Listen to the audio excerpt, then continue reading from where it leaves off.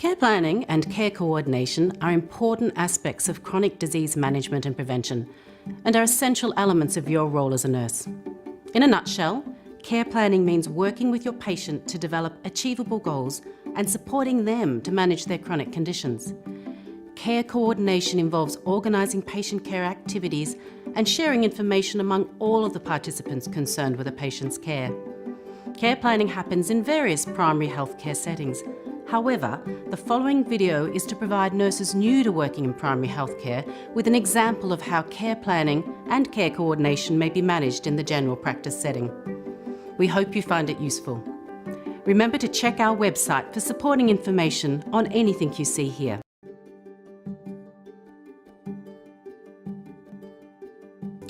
The focus of a comprehensive written care plan is the patient's healthcare needs, health problems and relevant conditions. It also includes management goals and actions with which the patient agrees. It describes the treatment and services the patient is likely to need and arrangements for providing this care. Generally, physical examinations are only undertaken during the care planning consultation if it has been identified as a need. Before you undertake care planning, you need to consider how to identify the patients within your practice who would benefit from a coordinated care planning approach to their chronic disease management. How will you gain agreement and attendance? Where and when will the consultations be scheduled? What software, program, templates, equipment, tools, clinical guidelines, or best practice guidelines may be required? Are you aware of what may be needed within the chronic disease care planning consultation? Do you have the knowledge, skills and confidence required to undertake this role? Is it within your scope of practice? Have you discussed the roles of your workplace team? For example, which parts of the chronic disease management care planning process will be undertaken by you and which aspects will be undertaken by others within your practice? Do you have a good understanding of other assessments, patient pathways, allied health care providers and other resources which may be available or required? Whether there are new ways to deliver chronic disease patient care through nurse clinics. Preparing the patient for a chronic disease care planning process is important and is often done through conversations, pamphlets, letters or information sheets developed through the workplace. The information should include what is involved and the likely benefits, how to book an appointment, approximately how long it will take, how many appointments it may take to complete and with whom, and whether carers and spouses should be included as they can provide greater clarity and additional information.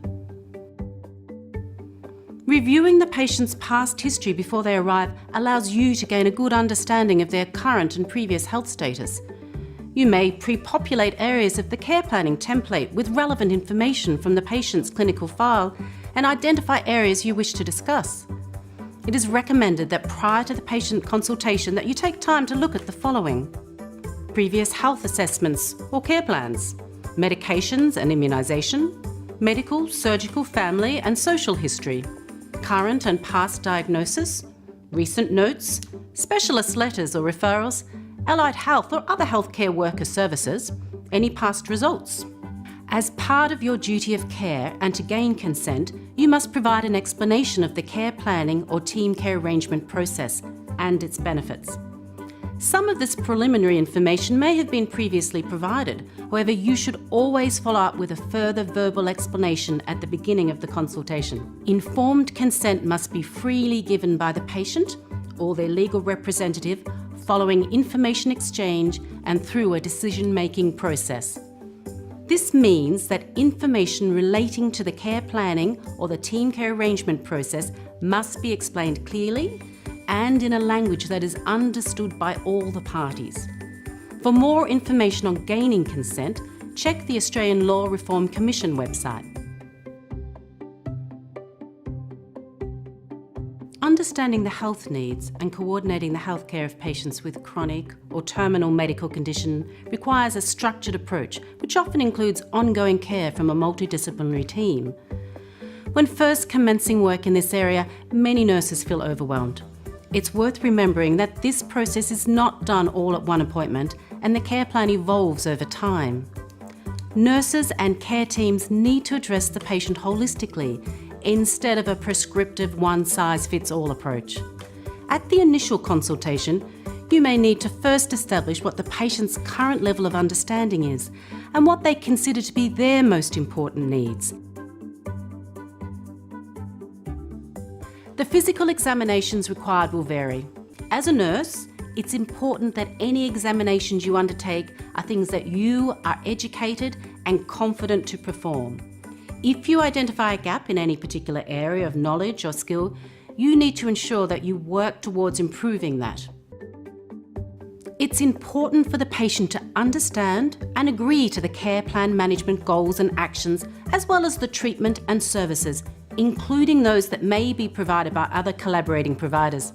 Information may be provided differently for every patient depending on their preference and level of health literacy. The care plan is then contributed to and completed at a separate appointment with the patient's usual medical practitioner, where a copy will be provided to the patient. Once this has been completed, patients are encouraged to return for review with their preferred health professional, where they can work on their highest priority goal, preferably through a health coaching model, which would help facilitate behaviour change. It's important to arrange these follow-up appointments before the patient leaves. The follow-up may be related to the areas identified when you reviewed the clinical file, what the patient has revealed to you, the clinical practice guidelines, the recommendations made by current specialists and other care providers. All of these aspects will be discussed further with the patient's medical practitioner during a consultation where the care plan is completed.